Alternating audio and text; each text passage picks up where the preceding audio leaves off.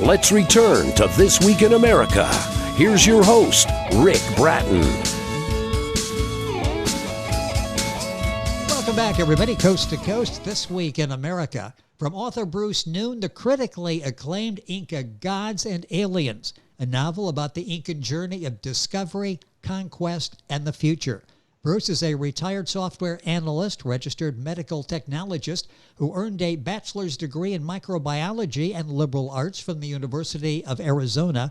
A Vietnam-era veteran, Bruce and his wife Irene operated off-the-grid bed and breakfast, probably some bread there too, overlooking the Pacific Ocean in Baja California, Mexico. I got so excited because that really sounds nice, and I want to leave some time to talk about it later in the program. Inca Gods and Aliens is his debut novel. Bruce Noon joining us on This Week in America. Bruce, welcome to the program. It's great to have you with us. Thank you. It's fun to do this. Well, yeah, bed and breakfast. I'll talk about that. Let's get that out of the way in a second. I love that. I'm just sort of thinking about that, the location you have out there. This has to be a great getaway for people to get away and just really enjoy what nature has to offer out there. Yeah, it is an incredible place. It's off the grid, south of Ensenada, about maybe 70 or 80 miles south of San Diego. And we're right on the cliffs above the Pacific Ocean. We have 6 rooms, and my wife pretty much runs the place, and then I just help out when she needs me. She kind of says, "Get out of my way, let me do what I need to do," and it gives me a chance to write. Well, I was going to say, and what a great place to write, and we'll mention the website for the bed and breakfast a little bit later in the program. We're talking about the book, Inca Gods and Aliens, a novel about the Incan journey of discovery, conquest, and the future with the author Bruce Noon. What inspired you to write this story? Kind of a crazy thing. I was a runner, starting in the military, and then in track, that type of thing. Yes. And so I read about the Incas being runners and picked up a book on the Inca runners, the Chasqui, as they called it. And then when my kids got older, I started saying, well, the Inca. We're Inca Chasqui, and we're running faster than anybody can run in the mountains and things like that. And then I said, we've got superpowers of the Chasqui. And somehow I started reading it, and essentially that was the seed of the beginning of where this came from.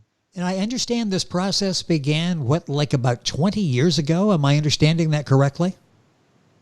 Yeah, 20 years ago, I actually put together a book. One of my friends was a editor and worked we worked at the University of Arizona in their medical center there. I did, and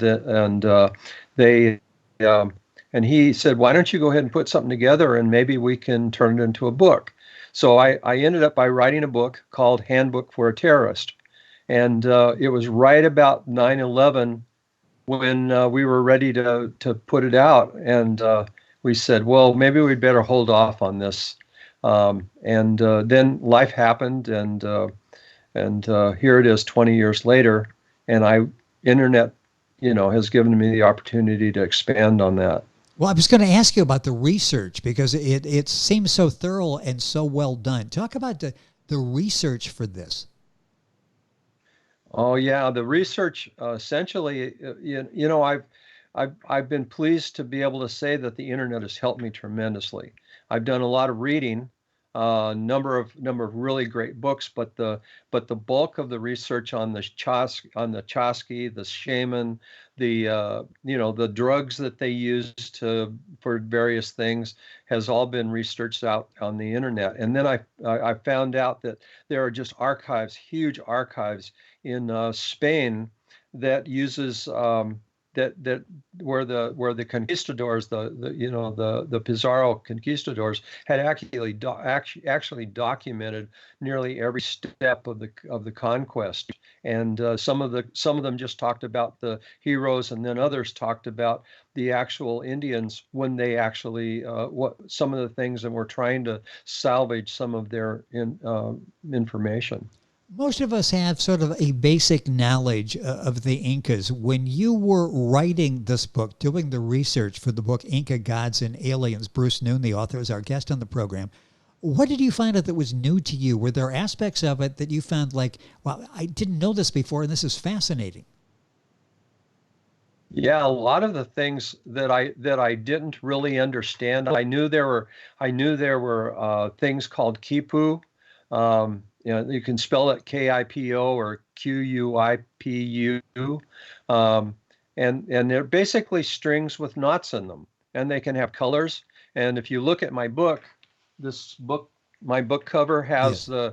a multicolored quipu with the strings and knots on it, and they may relate to animals, their grain storage, and then of course the other part of it is that it's felt that the quipu may have been some form of personal ID, sort of like we carry an ID card with us. They carried a quipu that identified as to what family group they belonged to, and so they had like really strong border control.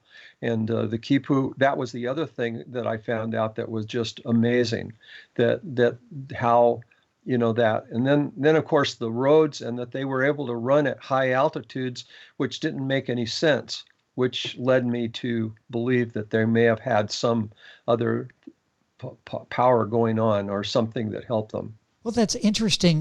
Did they have superpower? I think so. Because of a substance I like to call the gift that I use in my book, that another character actually, as a, I guess, a non-talking character.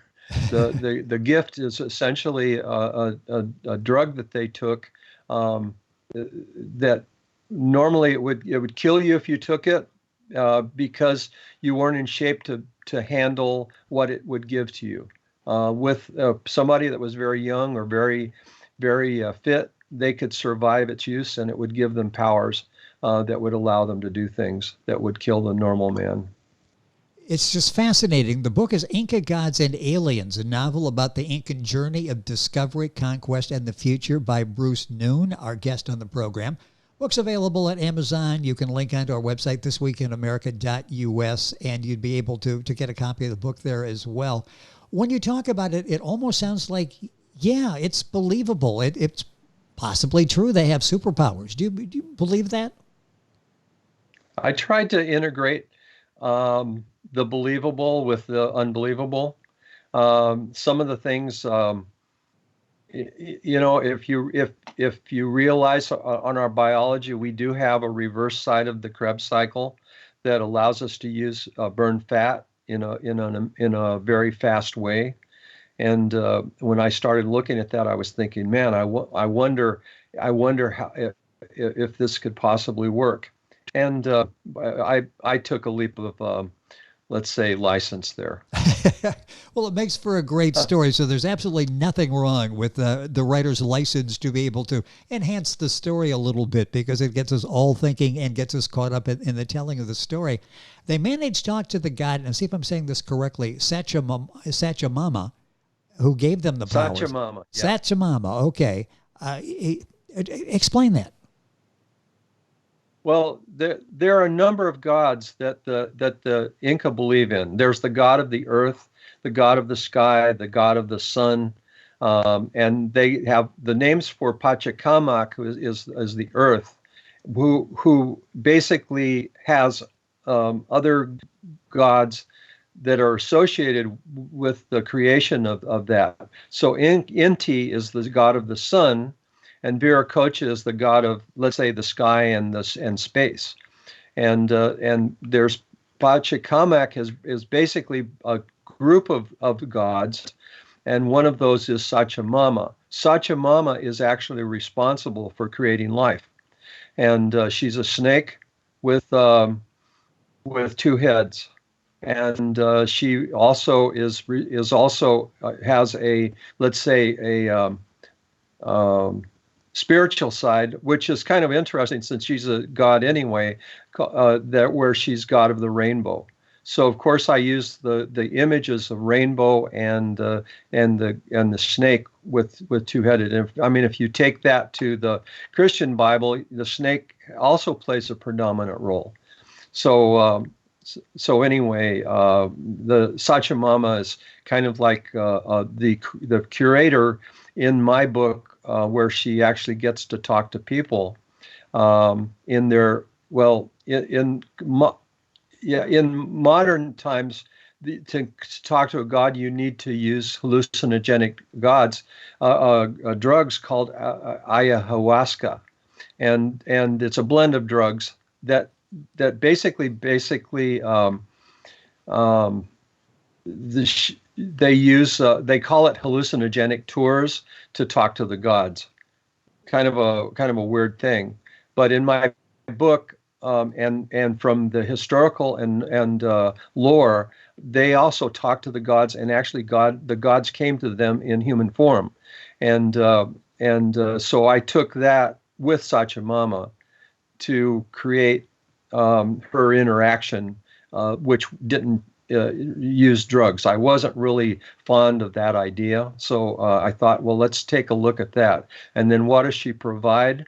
If in the Christian Bible the snake creates, knowledge, she provides knowledge and understanding. Sach'amama does, and it was a big key in the book. What do aliens look like? So they traveled to space, and Sach'amama gave them that information of how they were actually able to travel to another world, and they did come to visit Earth before that. But the aliens from that I describe in the book, they kind of look like us, except that they had an extra set of arms that came out of the side of their necks that were more like little elephant trunks, except that they were skinny and they could do very tiny things with that. But they when they would talk and all that. So if you would imagine a face with eyes and a mouth and no nose, the noses were actually on the sides of their neck. An interesting picture you're describing there. With us on the program is Bruce Noon, the author of the critically acclaimed book, Inca Gods and Aliens, a novel about the Inca journey of discovery, conquest, and the future. Let's get back to this gift. Talk a little bit more about this, because at the end of the book, the humans are able to actually use the substance that you're calling the gift. How does that work? Well, the gift essentially is something that they need. If they were to just take it and eat it in their mouth, the organisms in their mouth would use the gift to grow very fast, and it would overwhelm their body and probably cause pneumonia or something terrible to happen. So you can't. It's not something that you could eat. So it needed to be given in a sterile environment intravenously, and then so they learned a way to actually give it to themselves, and then the modern portion of the book, where Jesus and his group of people who had become doctors and lawyers and professional people and sports, very athletic sports people, got together. They actually determined a way to use this. So that they could use it, and when they would take it, they could move probably 4 or 5 times as fast as a normal human, and the strength was relational to that. So the drug would actually use something called the reverse side of the Krebs cycle, which is basically metabolism, a respiratory metabolism. Yes. in our body. So by using the reverse side, it allowed them to burn fat and use it very rapidly. And they could use it without needing extra oxygen. So when they traveled in the mountains, it explained why they could run high in the mountains and still survive. Just a few minutes left in the program. I need to ask, because once you write a novel like this, and this your first one, by the way, that is so well received, everybody wants to know, Give us more, Bruce. Give us more. Are you working on a sequel? Is that possible? There'll be a follow-up to Inca Gods and Aliens? Yeah, believe it or not, I've had requests to write books about the gods, about the about further with the taking over, being able to use it in modern society, and some of the other things that I was hoping for would be to follow up with about the shaman themselves, how they're used today, and how the shamans actually formed to begin with. And then there are some shaman that are out there, in my estimation, that are kind of like charlatans, but there are shamans that are up in the that are still survivors of the original conquest that are around, and they have been able to do well. And I have part of my book is doing research on part of another book possibility is that I've got 4 or 5 maybe sequels if I follow up on them. So it's interesting. So you maybe do a sequel. You've got other things, it sounds like, that kicking around up there that Bruce, the author, would like to develop a little bit further.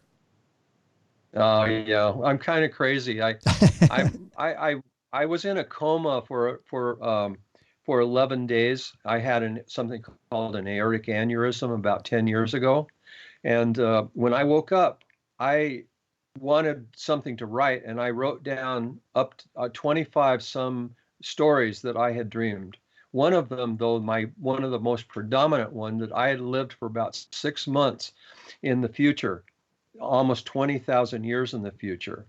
And I call the book The Tunnel, and it's basically I'm sharing a brain with somebody who was very much, he was a physician in the future, and they were doing research about some of the studies, but they had just gotten back after having a terrible disasters around the earth that were actually man-made, that had happened. But I actually feel like I lived that for 6 months. Yes. And then somehow I came back. I thought when I was there that I was going to eventually die. That would be a fascinating book. Bruce Noon with us on the program. A couple minutes left talking about his book, Inca Gods and Aliens. Haven't had a chance to read them, but I know you've been getting a number of very positive reviews.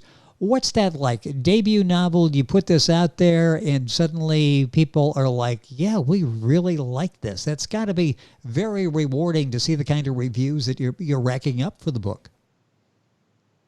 Well, this is... I've gotten very good reviews from people that have read it, but I haven't done that well on marketing.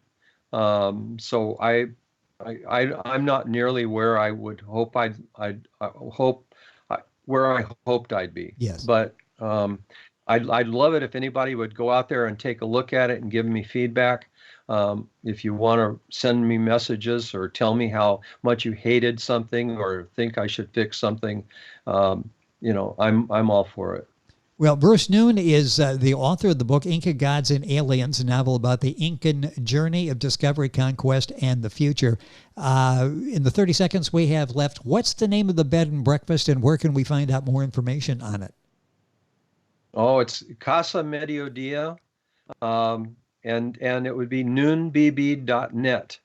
Of course, you can add all the www and stuff. Exactly, yes. But we're south of Ensenada. We're about maybe an hour drive south of the border. And you get a hold of us, we'll get you in here. And we have full breakfast. We have 6 rooms. We have a kitchenette, or it's a great place for Valentine's Day or for a romantic getaway. Or basically to bring your kids. We have bocce courts. We have beaches, and we can go right down to the water. And we have kayaks and things like that here too. It sounds great. I think you'd love it. Yes, and I bet that you could get Bruce to talk about the Incas while you're there. You could probably get some great stories from Bruce while you're there. All of this information will be on our website, thisweekinamerica.us. Bruce Noon with us on the program. Inca Gods and Aliens, a novel about the Incan journey of discovery, conquest, and the future. Bruce, it's been a pleasure. Thank you for being with us on the program. You bet, Rick. Nice talking to you. Thank you. Once again, Inca Gods and Aliens, all the information, thisweekinamerica.us. Back on today's program after these messages.